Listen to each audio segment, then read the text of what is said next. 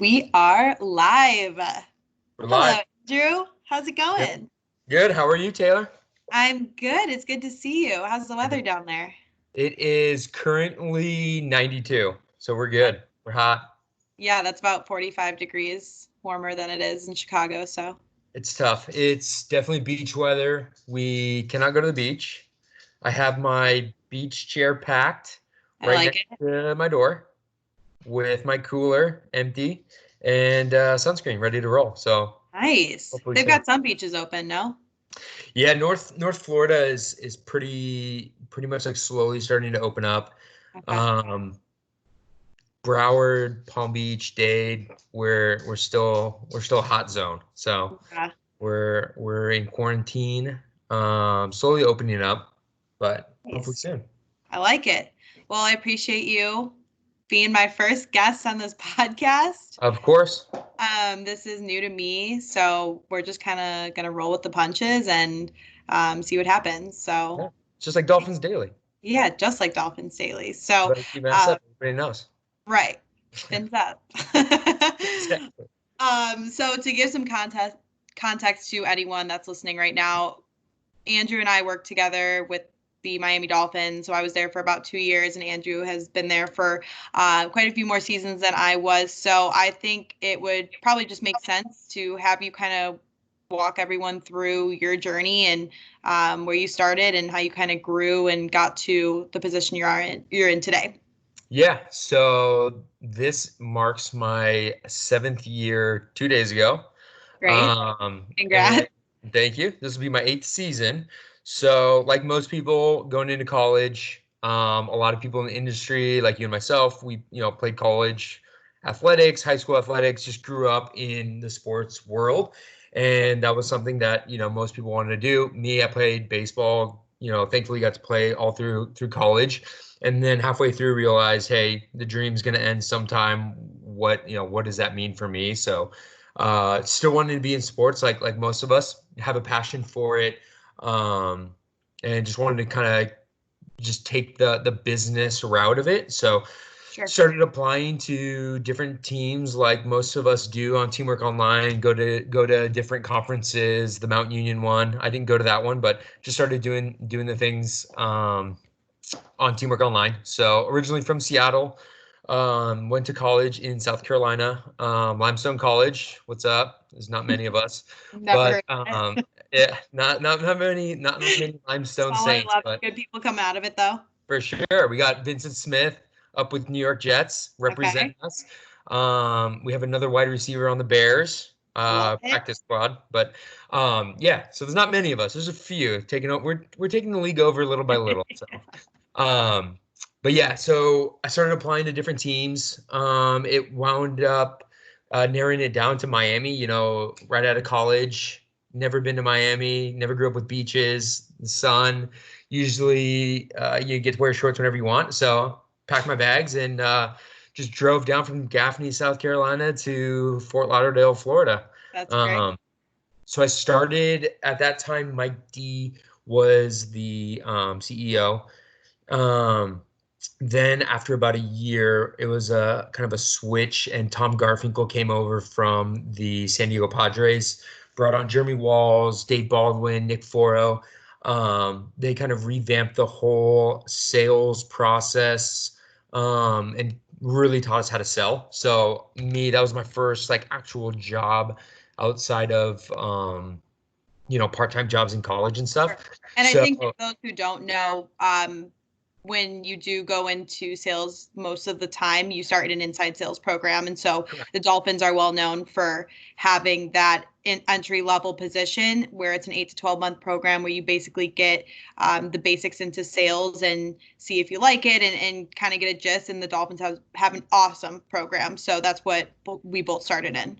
Yep, and it's basically teaching you from like step one, hey, this is how we sell, this is the process. It's like basically walking you through that whole process. So something that we had never had at the Dolphins, and Dave Baldwin was the one that kind of started that first inside sales program. So I was lucky enough to go through it. After about 7 months in that program, I kind of established as a top producer, and got the call up to the big leagues, and got offered And a how full many people were in position. your class? We had 20. So we had Okay. 20 inside sales reps in my group. So I was the second round of promotions, and I got moved over into membership services, which is kind of the area that I wanted. Um, so it was at that time not really a heavy selling focus, and that was something that they wanted to change. And bringing me, and at that time Bernie DiPolito, and Kenny Stolberg over from kind of the sales front over into the service front, and kind of meshing it together. Sure. We kind of started making that transition. So moved over to membership services, oversaw our season ticket base. Usually had about anywhere from 1,000 to 1,100 accounts. And basically, my job was to make sure their game day went smoothly, and get them to renew, and also upsell them at that time. Going into it, we wanted to change that mindset of, hey, we're just going to renew and that's it, maybe upgrade you, to basically get referrals, get add-ons, get new Right. business, help try and drive more revenue to it.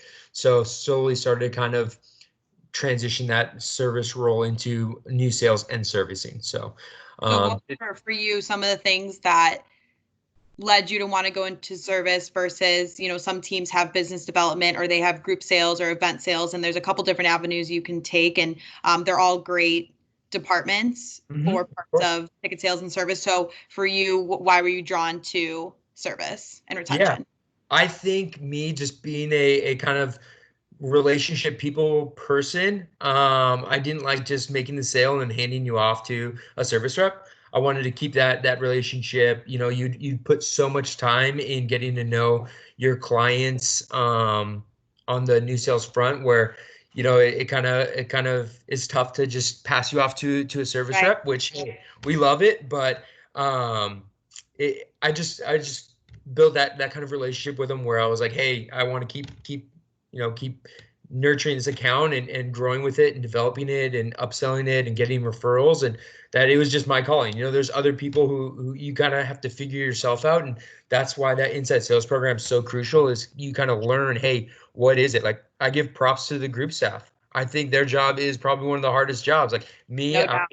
groups are tough for me. I don't like having to go to one person and then having them kind of get everyone together. Like, I think it's tough, and some It people is. thrive in it. Yeah. Yeah. I mean, So, in my inside sales group, Mike Matoski knew from, I swear, the second that we started inside sales that he wanted to do groups. And I was like, how do you know that? And sure enough, he gets promoted to the group sales team and absolutely crushes it. So exactly. sometimes it takes a little bit to figure it out. I feel like what you want to do and what you like. And that's what's so great about that program. And sometimes you find your niche really quickly and you kind of just run with it. So Of that's course.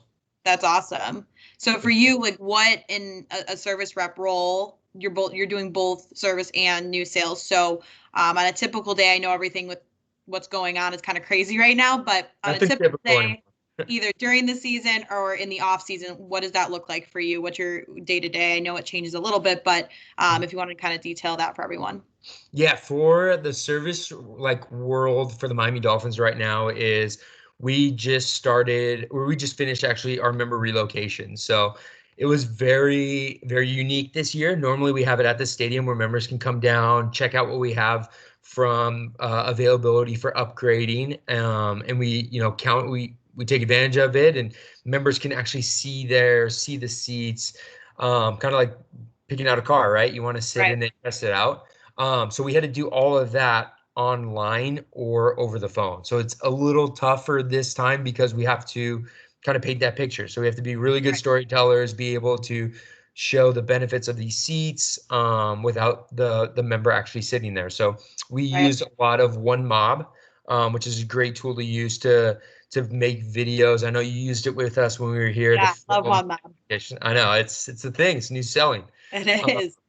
so it helped us kind of paint those pictures with our marketing team, coming up with some cool game day actual footage, which shows what those areas look like. So it helps Right. us paint that picture and the member actually see that. So we just finished that. And now we just transitioned into our new deposit holders conversion. So everybody from, I want to say, what was it? Maybe June and July, we started taking deposits for the 2020 season, all the way up until February. So we were taking new sales deposits, and it was time for those members to finally pick out their seats for the 2020 season. Right. So we just finished that, and it was kind of the same process, scheduling times with them in the order that they placed their deposit and selecting their seats. So we just kind of finished that. So right now, we obviously just had our draft. We crushed it in the draft, Tua, and that's great. we got Tua coming. We're in number one. Just announced it. I love Um, it. so right now we're starting to get to know our new member accounts. So we transitioned the new sales members over to the service staff. So Right. there's 4 club reps and the probably about 10 or 11 general reps. Um, so they will be reaching out, getting to know those accounts, learning about them, how they plan on using their tickets, who they're coming out with, just all the details, as well as introducing ourselves to make sure that they know if they have any questions. Sure. Because we know first year accounts are more vulnerable and want to be able to answer any of those questions. So when it comes to game day, they don't have any problems coming here with digital ticketing or parking or where my tickets are or anything like that. So that's kind of the focus right now. And then the schedule releasing. So that's a big time for us as well. And So that's coming out soon tomorrow. Was it uh announced, or is it Thursday, kind of speculating still? Thursday or Friday, I believe. So Okay, right around so the corner. that's great. Yeah.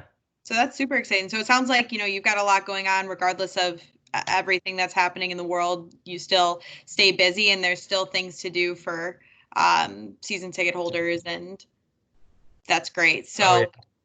So um No off season. yeah, people are probably curious what your favorite part about your job is, and that could be an obvious thing or it could be something that nobody would really guess. So there's just a lot of good things. I would say providing those cool aha moments where, for example, like everybody wants to meet players, right? So you remember our season ticket members, we have member events where we invite you out for specific things. Some of them will be with players, some of them will be like movie nights on the field. So usually the ones where it's father son, father daughter, whatever that family connection is, Yeah. getting to meet those players and seeing the kids' eyes light up and the parents' eyes light up, Right. and then it's like, wow, this is worth it. Seeing those cool moments, or whenever you get a member that comes out, and Miami Miracle. It's probably one of the biggest games recently that everyone remembers, right? It wasn't, one of the best seasons, but that moment was like great. Everyone was stoked at the stadium. Right. That last second win that everybody kind of dreams about, and you're high-fiving random people around you, and you have members coming up to you, just stoked that they came out and enjoyed that moment. So a lot of people can't say, hey, I was at Hard Rock for those moments, or I was there for that specific moment. So those cool small little things are always a plus. Yeah. Well, and I mean, you just worked Super Bowl, right? I mean, that's a one in I a life. Yeah, so Super Bowl is great. I unfortunately did not work it, but You I was did. there up to it. I did not work Okay. it. You were working up to Yes. it though. I know. So, yeah, it was, we worked all the way up to it. The whole event was just crazy to It be looked see at like the it. stadium. It was like Fort Knox getting in there, in and out every Right. day. But yeah, there was a lot of good stories from my colleagues, that following Monday, just seeing everybody, the who's at the stadium. But I heard it was a great event. So we got the college national championship this year. So Yeah. hopefully, Oregon will be in, go Ducks. But it's going to be another great, smaller Super Bowl, but a national championship at Hard Rock Stadium is going to be awesome to see and work as well. Yeah, it's going to be great. Well, you've got a lot of good experience and sounds like you have a ton of fun. And I mean, I've worked with you, so I know how much fun we get to have. And across sports, it's the same. So we did have a few questions get submitted. So I think Let's we hear them. should start there. So let's see here. We had some good ones. We'll start with an easy one. Cool. First one was, what was your favorite part about working with me when I was with the Dolphins? Favorite part about working with you is probably submitted by you, but we'll roll with it. Let's see. I remember the funniest moment working with you was when I think it was Preston Williams came in, the rookies came in, Oh, yes. and short story is the rookies come in and they see the business aspect of it. Mr. Ross does a really good job. So does our football operations guys to show these athletes that, hey, it's more than just football. There's a whole nother business to it. So they Right. bring it down to the stadium and they go through all the different departments and they have lunch with us. We get to meet them. Little do they know is when they come to the sales floor that I usually call them out and make them do a phone call. So I had Isaiah last year do it with us. Christian Wilkins did it. Mm-hmm. Devontae did it. Usually a lot of the top rookies we make them do it. Right. Then they went over to your guys' side, and we had Preston Williams almost sell a new sale. I Oh think my God, that's right. He was so good. I mean, he was laying back in the chair, he you know, was. with his feet up on my desk. I think it was my birthday that day too, and he was just owning it. Yeah, and I think he did, or he I think almost I wanted to had buy right there, and then or the next couple days that guy did buy, well, we were in the middle of, I think, a We Want You Back campaign. right? And I think this guy was just, he didn't believe it was Preston at first. He didn't believe him. And then Preston was like, no, it's me. Like, I'm calling. Like, I want to thank you for your support. And it was awesome. And he got the guy talking. And I think he ended up coming back on board as a season ticket member. So Yep. that was awesome. That was a great day. You were freaking out. You were a little nervous. You didn't want you had him on the line. You didn't want him to. You wanted to reel in the fish. So I'll remember that one. Yeah, that's probably one of the highlights of working with you. That moment. That's great. I love that one. All right, next question. This is from Alex. He says, as I'm preparing to begin my career in sales in January of 2021, what advice do you have for an incoming inside sales rep? And what did you do that helped you stand out and climb the ladder in the industry? Good question. Yeah, good question. I would say learn from a lot of the people that are in the role that you want to be. I know one cool thing that Dolphins do is we highly encourage all inside sales reps to like eat lunch with BD reps, group reps, member service reps, luxury reps, managers, directors. Like we highly encourage that so that way you can pick their brain, learn from them. Not everyone's going to be, the same way. My successes might be a little different than, Taylor's successes, right? Like I think me and you both have different, not work ethics, but different Sure. success ways, right? Your path is not the same. It's not a linear path. There's just different ways, right? Absolutely. So I would just say just be a sponge and absorb from everybody. And this is the time to do so, I feel like. I Yeah, mean, I know there's a lot of students and people looking for jobs in sports, and they feel like because of the coronavirus, they can't apply for jobs and stuff. But this is the time where you can network, you can reach out to reps or people in the industry, because sports is so cool, and the fact that everyone is willing to help, and we've all been through this, and it is just a whole industry of networking. And so this is the for time where sure. you do have a little bit of extra leeway to do that and make the time for it. So For sure. Yeah. So I would just say, be like a sponge, absorb everything. And don't assume in sales. Sales, don't assume. yeah. Well, to lead off that, another question we got was, what is the hardest part about selling tickets or being a service rep? The hardest part about selling tickets or being a service rep. Mhm. That's a good one.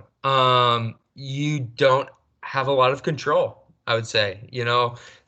Sports is like an emotional roller coaster, right? You're gonna Yeah, be up, it's up and down. One season you can be making the playoffs, and the next year you might not be. So it's very tough because you build these relationships, and I think every service rep has run into this where it's like, hey, they were really good, we have a really good relationship, and then something happens where they don't renew, and you almost have to make sure you don't take it personal, right? Like there's different things that go on, or, some people are just very, very, emotional about the team and the direction they're going or how performance is. And that's just tough, right? You personally as a service rep don't have any control over touchdowns, play calls, coaching moves. Right. You probably see it on the new sales front. I see it on the service front, but I think that's just the hardest part in sports in general, is you don't have control on that. But I mean, that just means that you got to be buttoned up and really good at the areas that you can control, making sure that you're providing good customer service for them, answering questions for them, making sure that how they tell you you're utilizing their tickets, that you're making sure that you're accommodating with them on that, whether it's like business use or family time or whatever the case may be. I try and make sure that I execute that at a high level, so that if they do not renew their tickets, it can't be, because Right. of injury, right? So I'd say that's probably the hardest part, is not having full control um, over renewing the accounts as a service rep. Sure. And I think too, we talk about this a lot at the Dolphins and I'm sure at a lot of other teams, but we want to listen to understand rather than listen to respond. And what we mean by that is a lot of times season ticket holders or people that you're trying to sell to, they just want to be heard. They want their opinion to be understood and empathized with. And I think that's overlooked a lot of the time. And sometimes Right. we just want to sell them, or we want to get their money. And sometimes it is about just hearing them out a little bit and understanding where they're coming from. So For sure. I think you obviously make a good example of that. You've been doing it for long enough to where you've seen success and you've kept members on for long enough time. I'm sure you've had to battle out some people That's and battles. really talk them off the ledge, but that's great. So, I mean, I think overall this has been super helpful. For Ticket sure. sales and service is um, it's a different ball game for sure. It's a different beast to go get, but it teaches you so many different skills and tools that you can apply not only in your professional development in life, but your personal life. And I think that's awesome. So For to sure. close it out, we've got one more question. Let's hear it. What's next for you? Not What's next necessarily for a me? job, but not necessarily moving anywhere, but like what do you aspire? What do you have planned? What kind of goals do you have? Yeah. So I think next steps for me are, and you've known about this as well, is wanting to be, some sort of manager. I've been in the industry and done it for, 7 years, and I do it at a high level. And the Dolphins know kind of my plan and where I want to be, and my goals and aspirations, and they're very good at helping me and presenting me and grooming me for those roles. So for me, the next step would be, a manager of a service team. So that's kind of the next steps for me, and being the team lead for the service app for the Dolphins helps me kind of see what that is going to be by, whenever my manager's, busy or in meetings or something like that. Like, I'm next up.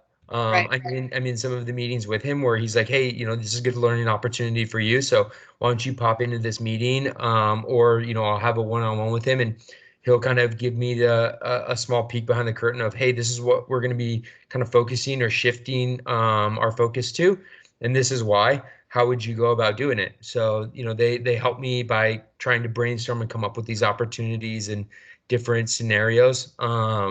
So they do that really well, and are helping me to sharpen my leadership skills, so that, when I'm ready and an opportunity presents itself, that I'm ready to roll, and whatever team that may be or company that may be are not hesitating and being like, hey, this guy's the one. So Right. that's next for me.